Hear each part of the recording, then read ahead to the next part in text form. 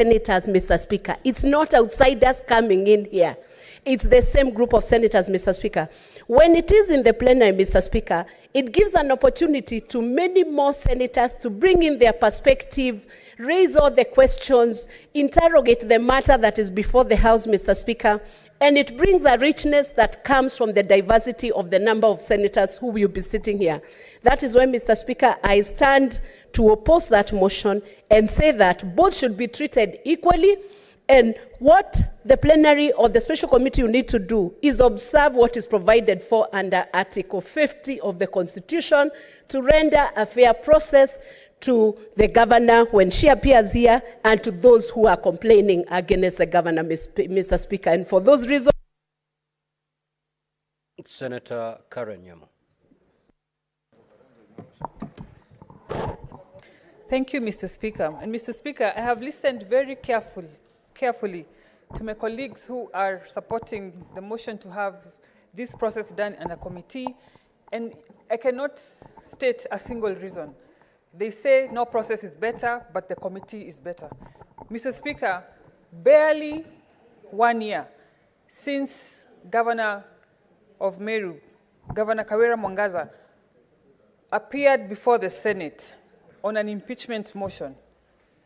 She is back again.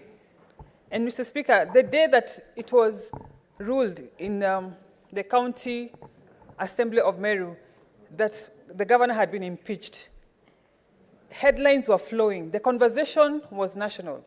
And Mr. Speaker, such a matter that has elicited such interest, such national interest, it is proper as a House that we make the decision to have the plenary process, because it is more transparent, it is more inclusive. Kenyans want to know what is happening in Meru. And this process is going to give even an integrity to this House, because it is going to be open. Nothing is being done behind closed doors. And Mr. Speaker, a motion that Sifuna supports with so much vigor, I cannot be part of. Senator Sifuna, sorry. I must oppose it because for reasons best known to me and my other colleagues who agree with me. So, Mr. Speaker, we have precedents have been set before of successful plenary sessions that executed impeachment processes. Successfully, some saved the governor and some sent the governor home. So, Mr. Speaker, let this House rise to the occasion and do what the country is expecting of us, which is to make this process as open as possible to everyone. Thank you, Mr. Speaker. Senator Miraj. I'm joking.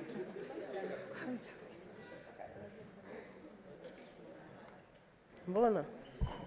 Asante mstahiki Bwana Spika, na mimi nasimama kupinga hoja hii na kubaliana na seneta mwenzangu Tabitha ya kwamba sisi kama wanawake tutakuwa wachache katika kutoa mwelekeo wa impeachment hii. Kwa hivyo mimi pia naungana na walio wengi kusema hiyo hoja iletwe hapa tuisikize sote kwa pamoja. Asante. Senator Gloria.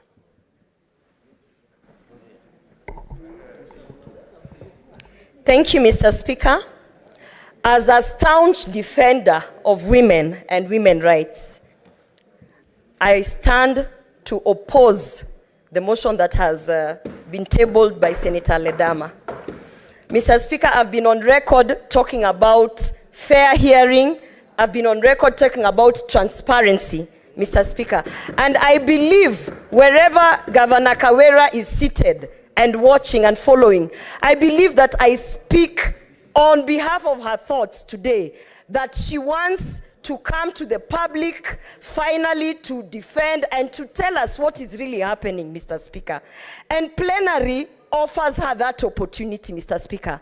As women leaders, we are tired of people insinuating that we are flower girls, insinuating that we are being protected. Let her come to plenary, Mr. Speaker, and defend her leadership and defend what she thinks or she assumes is good governance, Mr. Speaker. Because as women of this country, women leaders, Mr. Speaker, we are tired of being assumed. So, Mr. Speaker, I support that we go for plenary. Number two, Mr. Speaker, I want to say this, that I really want to question, since the last report was tabled of Governor Wawira's impeachment, how many of the 67 senators have actually read that report and can actually tell us that these were the grounds of letting her go? Mr. Speaker, we all know that we trust the committees to do the job and we trust their leadership, Mr. Speaker. And so therefore, when the report is tabled, we trust that the committee has done a good job. But for once, Mr. Speaker, especially for us new senators, we want to interrogate all these questions that are being raised concerning her impeachment, Mr. Speaker. And I stand here, I'm saying this as a staunch defender, a devoted and committed woman leader who really supports women leadership. We would like to see Governor Wawira in plenary so that she can be able to speak on her own behalf and even defend women leaders who are defending her out there. And if she's found guilty, Mr. Speaker, I will be the first one. I'll be the first one to say this woman must go home. And if she's found innocent, Mr. Speaker, I will be the first one again, yet again, as we walked with her down these corridors, to walk with her and show people that women leaders can be given a chance and they can deliver. So I don't think that there's an issue of what we are debating. Let Governor Wawira come to plenary and defend her position. Thank you, Mr. Speaker. Senator Sige. I thank you, Mr. Speaker, for giving me the opportunity to speak to also this particular motion. And from the very onset, Mr. Speaker, I oppose the motion to subject this investigation before a committee. Mr. Speaker, this is not the first time that the Senate, the governor is appearing before this House. And this is not the first investigation or impeachment motion that is brought before this House. From the time the Senate was established, we've had 13 out of 13, Mr. Speaker. 3 have gone through plenary, 10 have gone through the committee. There is no harm if this one goes to the plenary. And for the following reasons, and that is why I'm opposing the motion, is that the accusation that if it goes before the plenary, there will not be proper or appropriate investigation is not founded on any basis. The team of senators in this House, whether from the minority or majority, will apply their mind. They will investigate on the evidence that will be brought before the House, subject the governor to an inquiry, and she will be given an opportunity to defend herself. There is no basis to say that there will be a better outcome if it goes before the committee rather than if it goes or if it comes to the plenary. And that is one of the main reasons as to why I wish this particular impeachment is dealt with before the whole House. Number 2, Mr. Speaker, is what you've heard of the list of the senators who've been proposed to sit in the committee. We all desire to also learn. The majority leader has made reference to the fact that you can only experience by learning. We also desire to have an opportunity to question, to investigate, and to inquire from the governor before the plenary, because not all of us are able to fit into the 11-member committee. And for those reasons, Mr. Speaker, I oppose the motion that the committee way be the preferred way. And I thank you. Senator Cheptumo. Thank you, Mr. Speaker. I arise to oppose the motion.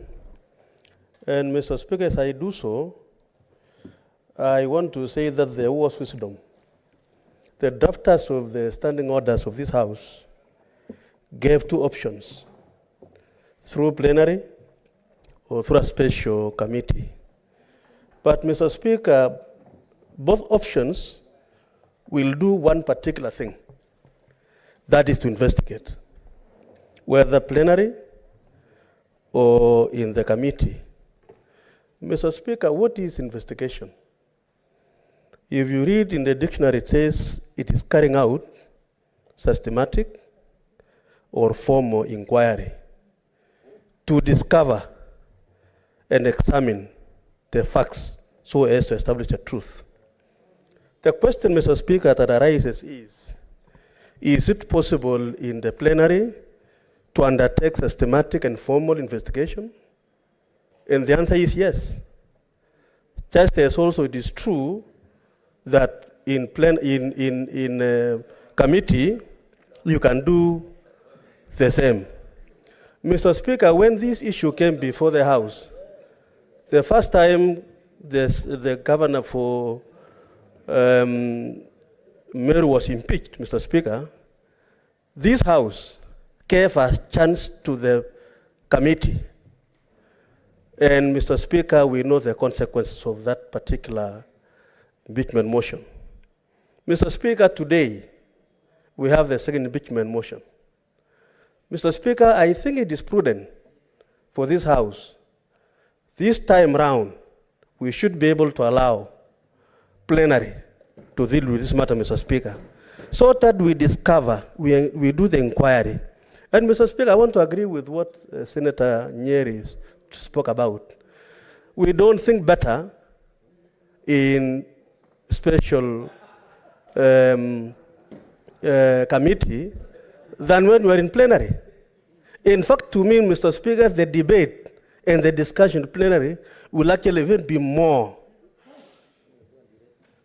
transparent, open. Mr. Speaker, I think it is wrong for anybody to imagine that by having a plenary debate on this impeachment, then we are going to deny the governor a chance, Mr. Speaker, to prove our case. Mr. Speaker, the same Standing Order 80 is clear that this governor will choose to have a representation by a legal counsel.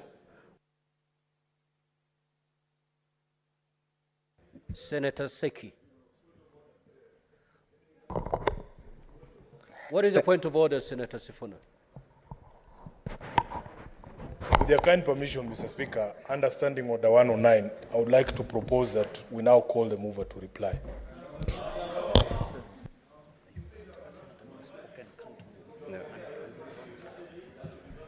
Senator Sifuna, go to Standing Order 110.4. I'll just read it for the benefit of your colleagues and yourself in particular. 109. 109.3, in fact.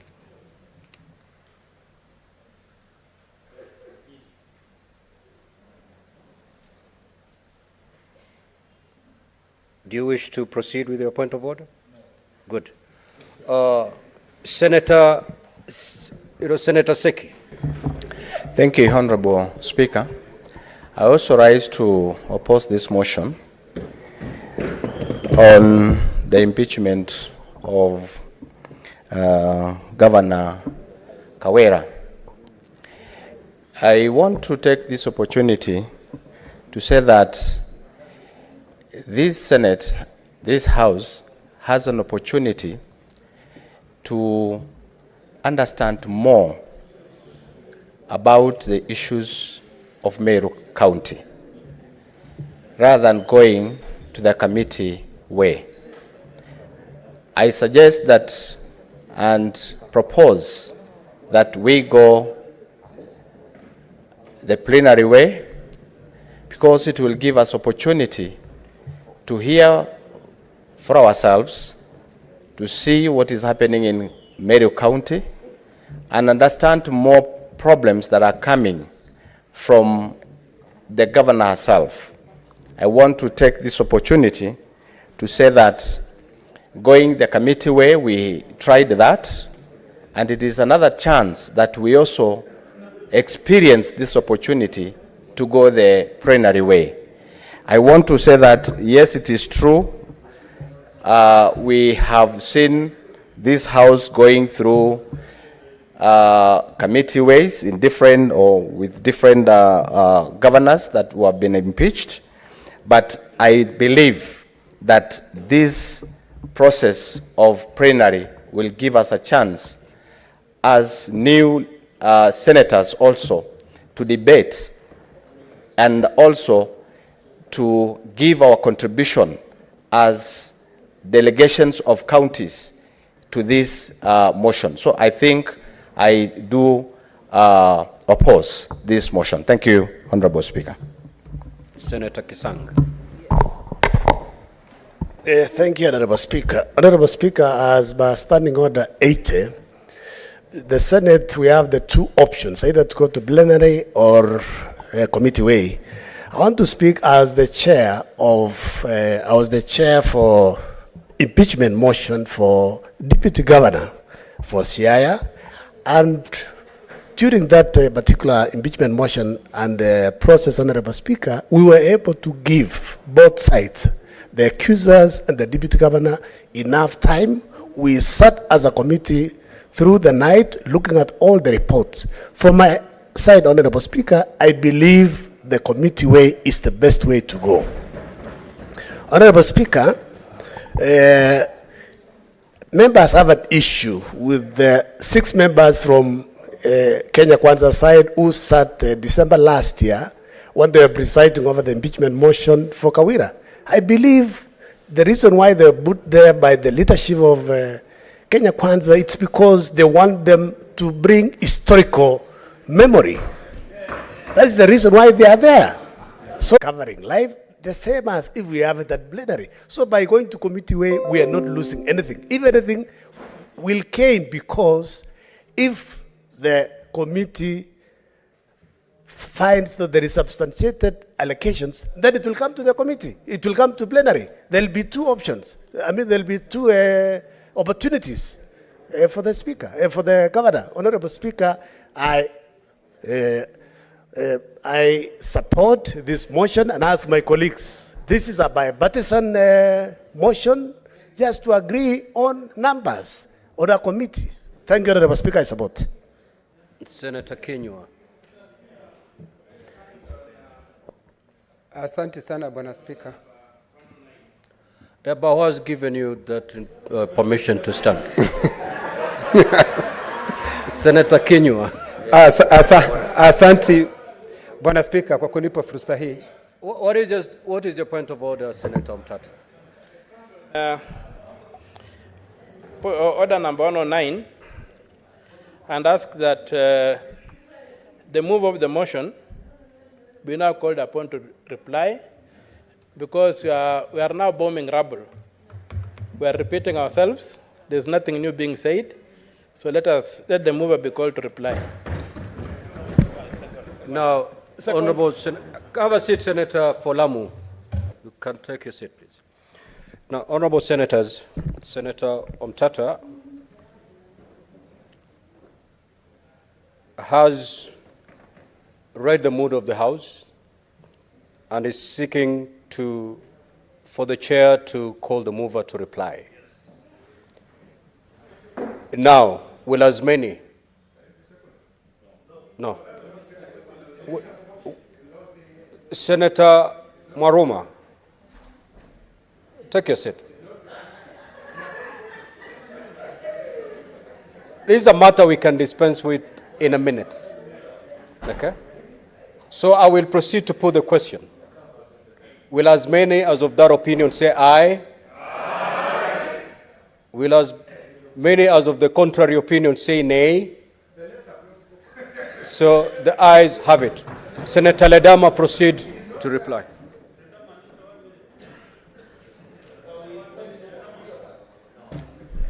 Mr. Speaker, I thank you for this opportunity. I rise to reply. And Mr. Speaker, I've listened to all our colleagues make contributions. And as I reply, Mr. Speaker, there are a few things that I think are important that must be clarified, for particularly to this plenary, so that she can be able to defend herself and all senators get a chance to cross-examine her. Mr. Speaker, I want to correct that assertion. When we sit as 67 members of the Senate, we'll only sit as a jury. The only thing we can be able to do is to seek clarification. You will rise and say, can you please clarify what you just said? The reason why, Mr. Speaker, I was persuading, and this is why I still want to persuade you, to consider the committee way is because that is the only option you will have to cross-examine any witness. Sitting here during plenary, Mr. Speaker, will all be juries. In fact, these televisions will be switched off, and then all of us, after the governor and the assembly have made their case, sit down to now consult and talk among each other as juries, 67 of us, Mr. Speaker. Mr. Speaker, it is important that any decision we make as a Senate, we make it when we are fully informed. Mr. Speaker, I want to persuade the new members who have made an argument that they have not been given an opportunity to be able to experience a committee, and they want to be given an opportunity to participate in an impeachment motion. Mr. Speaker, on our side of the divide, we propose new members. And in fact, out of the 11 members, we have proposed in total, for both sides, 4 women. That is above a third. Mr. Speaker, it is important for us to note that we are discussing about precedents. We are discussing, Mr. Speaker, about procedures, whether committee, whether plenary. If you are sitting there thinking that in plenary, you will get an opportunity to cross-examine a witness, the news is you will not be able to do that. You will only be a jury. So those are the issues that we must consider, Mr. Speaker. Order. Decision. Senator Boni, and Senator Kisang.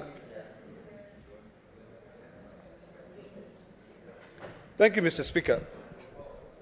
Mr. Speaker, we are a new democracy. In fact, now I'm happy that soon we'll be celebrating 60 years of independence. We have chosen a presidential system of governance. In the United States, Mr. Speaker, during an impeachment process, a group of representatives who are referred to as managers prosecute the matters and then submit. Once the charges have been read, they prosecute the matters and then submit a report for the full House to debate. We are quite far, Mr. Speaker, when it comes to the issue of understanding issues to do with the impeachment process.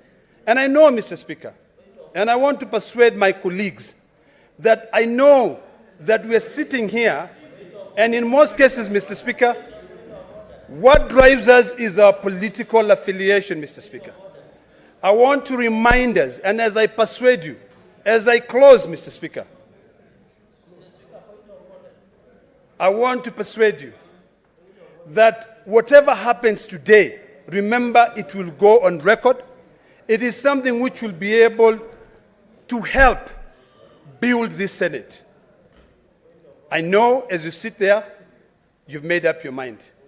But for the people of Meru, it is important for the people of Meru to know that today we are not prosecuting, we are not debating the issue Honorable Senators. of either to send the governor away. The only thing we are debating is whether What is your point of order, to give Senator, it to for 11 Meru? members of the Senate to be What is able your to point of order, cross-examine Senator, for witnesses. Meru? Senator Ledama. Honorable Speaker, it is very unfortunate that I did not get an opportunity also to speak on this particular matter which is touching on my county. But Mr. Speaker, you know, Honorable Rendama, Senator Rendama convinced us enough. And I think he is just delivering his points that he gave us. So can you kindly summarize? Can you just summarize and then we make the decision? Yes.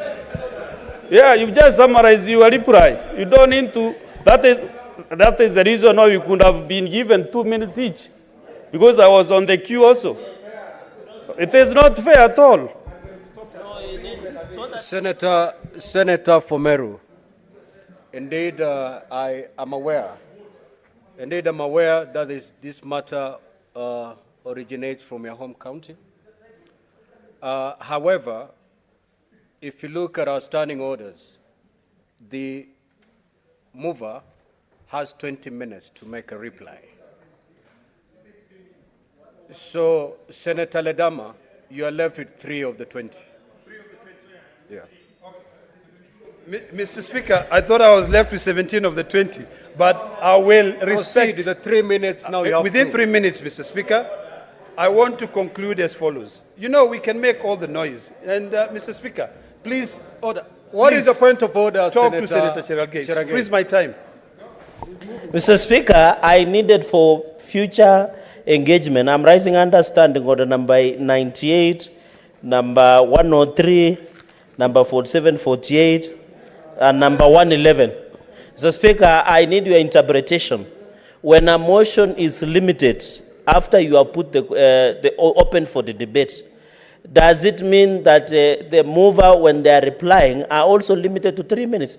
My interpretation and the upshot in such, so that we don't go to conundrum, Mr. Speaker, is to have the mover to reply, to restrain themselves to 3 minutes, because that is the import of standing order number 111. So is it in order, Mr. Speaker, to request you kindly, understanding what number 1 and the import of standing order 111, to call the mover, Mr. Speaker, to just finish under 3 minutes, just like any Mr. Speaker, because this is like animal farm. It's not like animal farm where, Mr. Speaker... Senator Fernandi, had you not showed up on a point of order, Senator Ledama will be through by now.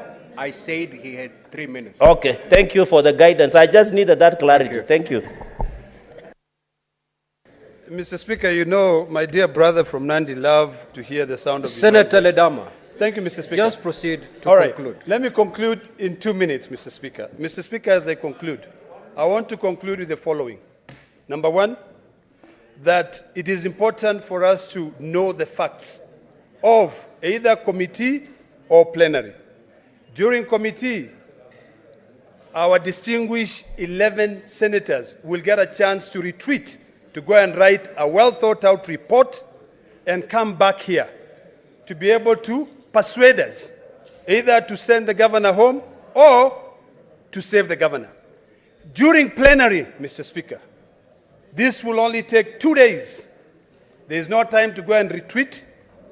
And looking at the calendar, Mr. Speaker, it is quite evident that maybe we'll have only the 7th and the 8th, and that's done. So, Mr. Speaker, as we leave this house today, and as my colleagues from both sides of the aisle make their determination on whether to go plenary or committee, remember that impeachment is a very painful process that I would never wish for anybody. So I plead with you to support Order, members. My brother from Meru. I have a lot of tremendous respect, Mr. Speaker, for the Deputy Speaker. But the Deputy Speaker, being the Deputy Speaker, sits in that seat, knows the rules of debate. The issue here is this. Let us not make it a shouting matter. I am trying to convince you, if we bring Narok here, I'll be sitting here, you will tell me the same thing. So, Mr. Speaker, I beg to reply, and I request you to support. Thank you. Now, honorable senators, as you may notice, this is a procedural motion. It does not go to the substance of the subject of impeachment. It is a procedural motion. And therefore, pursuant to Standing Order 84-1, I will proceed to make my determination, which is it does not affect the counties, being a procedural motion. Senator Eddy, I will throw you out. And therefore, I will proceed now to put the question. At the end of the question, voting shall be by voice. Honorable senators, and I put the question. Senator Karen Nyamu, kindly walk in and take your seat.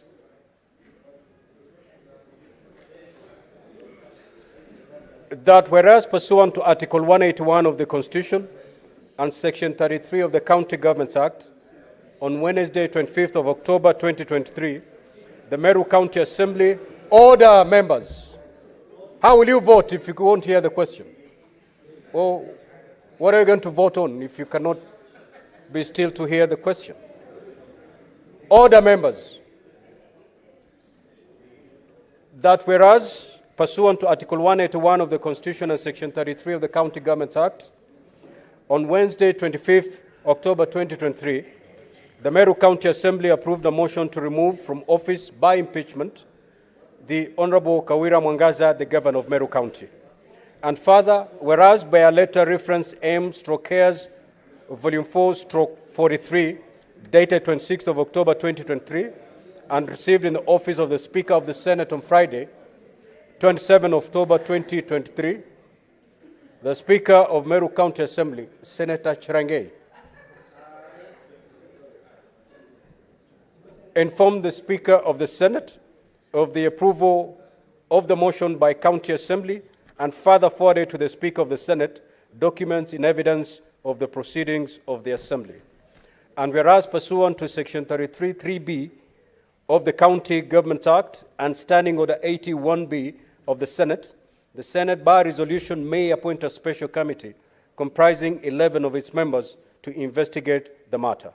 Now, therefore, pursuant to Section 33(3)(b) of the County Governments Act and Standing Order 81B, the Senate resolves to establish a special committee comprising the following senators: Senator Dr. Boni Kalwale, CBS MP; Senator Jackson Mandago, EGH MP; Senator Karungo Thangwa MP; Senator Esther Okenyuri MP; Senator Ali Roba, EGH MP; Senator Peris Tobiko, CBS MP; Senator Enoch Wambua, CBS MP; Senator Abdul Haji MP; Senator Okoeti Omtata MP; Senator Crystal Asige MP; and Senator Shakila Abdallah MP, to investigate the proposed removal from office of the Governor of Meru County, and pursuant to Standing Order 82, to report to the Senate within 10 days of its appointment on whether or not it finds the particulars of the allegations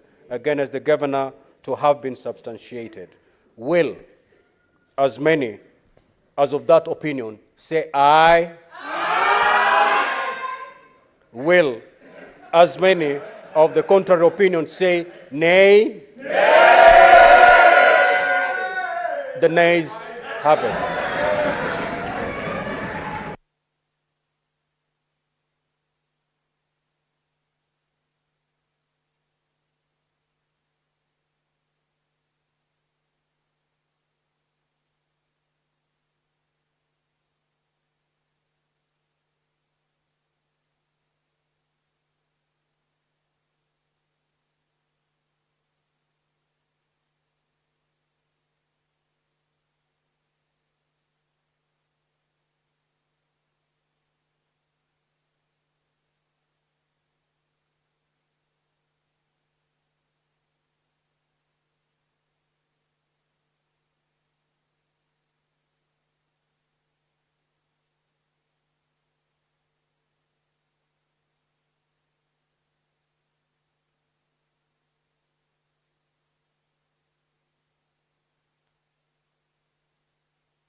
Honorable Senators, order, order.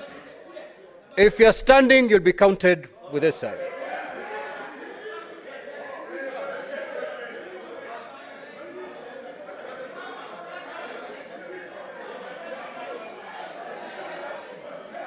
Order. Order. Pardon? Order, order, honorable senators. Senator Boni. Now, before I allow the clerk to count, I'm giving you a second either to stand or to sit, because we're going to proceed to count.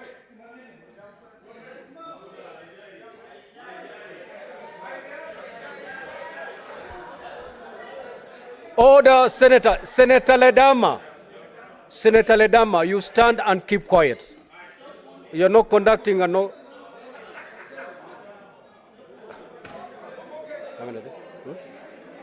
So, that's defeated. Now, honorable senators, the clerk has proceeded to count the senators standing. You are 14, and therefore is defeated. Thank you.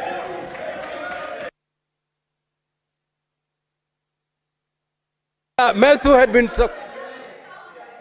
Clerk, proceed to call the next order, please. We go to this, sir.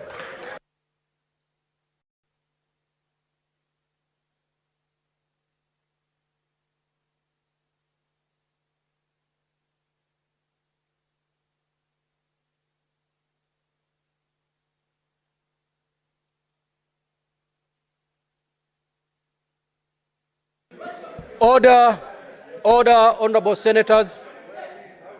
Order. Clerk, proceed to call the next order, please. Order number 8, the Sugar Bill, National Assembly Bills number 34 of 2023, second reading. A bill for an act of parliament to provide for the development, regulation, and promotion of the sugar industry, to provide for the establishment, powers and functions of the Kenya Sugar Board, and for connected purposes.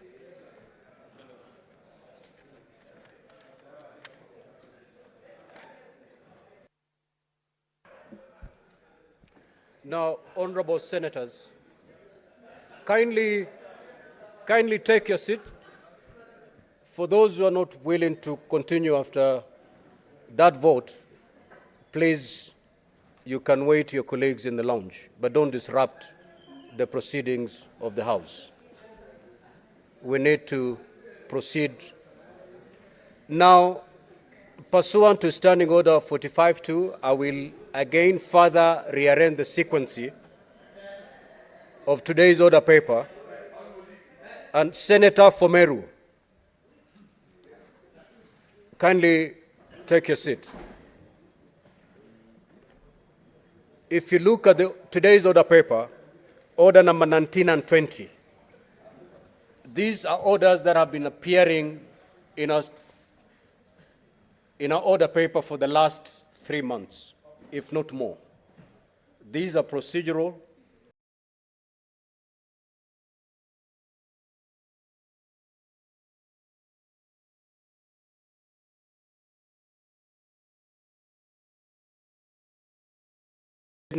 We proceed to prosecute order number 19 and 20 before resuming the normal flow of today's business.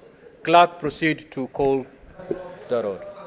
Order number 19, motion, report of the 146th Assembly of the Interparliamentary Union, IPU, and related meetings held in Manama, Kingdom of Bahrain from 11th to 15th March 2023. Senator Kathuri, proceed.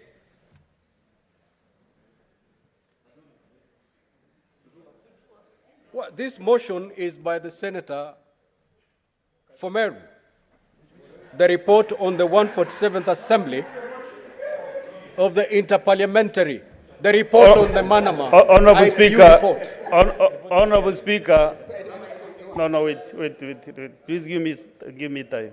Honorable Speaker, not ready, Senator, I was not ready, and my mind also has no that temperament to prosecute that motion, Mr. Speaker. Very well. Proceed to call order 20. Order number 20, motion, report of the Senate delegation to the 67th session of the Commission on the Status of Women, CSW 67, held in New York from 6th to 17th March 2023. Senator Fatuma Dulo.